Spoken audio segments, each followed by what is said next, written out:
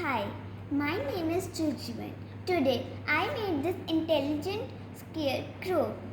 It can easily detect animals or birds in the farms. I have used Arduino, breadboard, buzzer, ultrasonic sensor and 2 motors. Traditional scarecrows are not very intelligent, so I made this intelligent scarecrow. It can easily detect the movement of animals or birds, and it will start moving its hands and start making noises. This project addressed to SDG 10 hunger. Now let's see the coding that I have done in it is done in Arduino IDE. Now let's see the working.